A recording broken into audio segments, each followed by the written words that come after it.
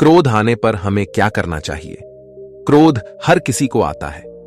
जब भी किसी की बात बुरी लगती है या किसी का व्यवहार पसंद नहीं आता है तो गुस्सा आ जाता है, और एक बार जब यह आता है तो फिर दिमाग से निकलने का नाम नहीं लेता। ऐसे में आप उस घटना को लेकर बैठ जाते हैं, उसके बारे में सोचते रहते हैं। हर समय वही बात दिमाग में घूमती रहती है। आप किसी से कोई भी बात करें, वह घटना बीच में आ जाती है। ऐसे में आप न चाहते हुए भी उस बारे में बात करने लगते हैं, उसकी शिकायत करने लगते हैं। और अगर उस समय वहां पर कोई बात करने वाला नहीं हुआ तो आप अपने आप से ही बातें करने लगते हैं, बड़बड़ाने लगते हैं। इस सब से उस व्यक्ति की सेहत पर तो कोई फर्क नहीं पड़ता, पर आपका नुकसान जरूर होता है। लेकिन अगर आप चाहें तो इस स्थिति से बच सकते हैं, इस नुकसान से खुद को बचा सकते हैं। कैसे? आइए जानते हैं महात्मा गौतम बुद्ध की इस कहानी के जरिए। एक बार की बात है, एक गांव में गौतम बुद्ध का प्रवचन चल रहा था।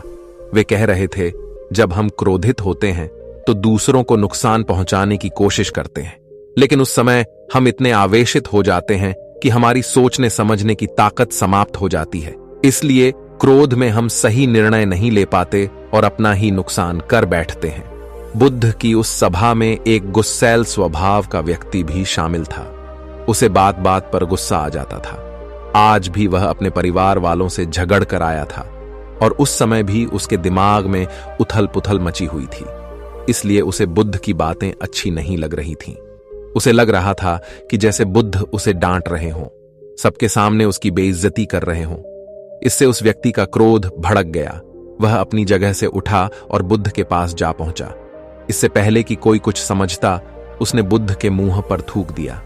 यह देखकर वहां मौजूद लोग भड़क उठे और उस व्यक्ति के बारे में बुरा भला कहने लगे।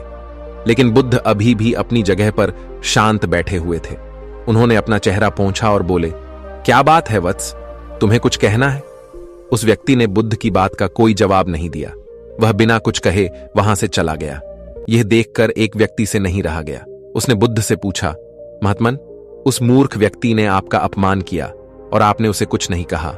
उसकी बात सुनकर बुद्ध धीरे से मुस्कुराए और फिर बोले, तुमने शायद उस व्यक्ति का चेहरा नहीं देखा। वह बहुत परेशान लग रहा था। मुझे लगता है कि वह किसी चिंता में घिरा हुआ था। इसलिए ऐसे परेशान व्यक्ति को क्या दोष देना? बुद्ध पर थूकने वाला व्यक्ति सभा से उठने के बाद अपने घर चला गया। वह दिन भर बेचैन रहा। उसे अपनी करनी पर पछतावा होता रहा। रात में भी वह सो नहीं पाया और बेचैनी में इधर उधर करवट बदलता रहा। अगले दिन वह फिर से बुद्ध की सभा में गया। वहां पहुंचते ही वह बुद्ध के चरणों में गिर पड़ा और रोने लगा।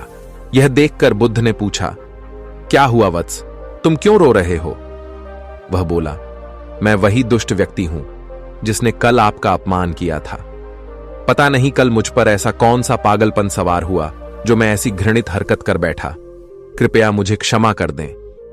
बुद्ध बोले, कल की बातें तो कल ही समाप्त हो गईं वत्स। कल के बारे में आज क्या सोचना?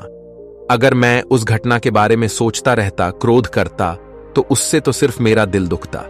तुम्हें उससे कोई फर्क नहीं पड़ता। इसलिए बुरी घटना को याद रखना कोई समझदारी की बात नहीं है। इससे हमारी परेशानियां बढ़ जाती हैं और जीवन ठहर जाता है। इसीलिए अप्रिय बातों और अप्रिय घटनाओं को भूलने में ही समझदारी है। जो व्यक्ति ऐसी घटनाओं को भूल जाता है वही जीवन में आगे बढ़ता है, और जो उनमें उलझा रहता है उसका जीवन चक्रव्यूह के समान हो जाता है, जिसमें से वह चाहकर भी बाहर नहीं निकल पाता है। दोस्तों, गुस्सा करना बिल्कुल ऐसा होता है कि झर तो आप पिएं और कामना करें कि मर सामने वाला जाए। इसलिए जब भी कभी आपको गुस्सा आए तो इस बात को ध्यान में रखें कि अगर आप किसी से नाराज होते हैं और रूठकर चुपचाप बैठ जाते हैं तो आप अपना ही नुकसान करते हैं। इससे आपके समय का तो नुकसान होता ही है, आपके शरीर का भी नुकसान होता है। इसलिए अप्रिय बातों और अप्रिय घटनाओं को लेकर बैठना कोई हल नहीं है। बेहतर है कि उन्हें भूलकर आगे बढ़ें। तभी आप जीवन के प्रवाह के साथ अपने आप को जोड़ पाएंगे और जीवन का आनंद ले पाएंगे। हम में से ज्यादातर लोग यही समझते हैं कि हमारे दुखों का कारण कोई दूसरा व्यक्ति है, और जब हम ऐसा मानते हैं तो हम अपने स्वनियंत्रण की कमी और अक्षमता को अनदेखा कर रहे होते हैं। वास्तव में ये हम पर निर्भर करता है कि हम दूसरों के द्वारा प्रदान की गई नकारात्मकता को स्वीकार करते हैं या नहीं। अगर हम नकारात्मकता को स्वीकार करते हैं तो हम अपने पैरों पर कुल्हाड़ी मारते हैं, और जब हम उसे अस्वीकार कर देते हैं तो घृणा, क्रोध, हिंसा हर किसी से मुक्त हो जाते हैं।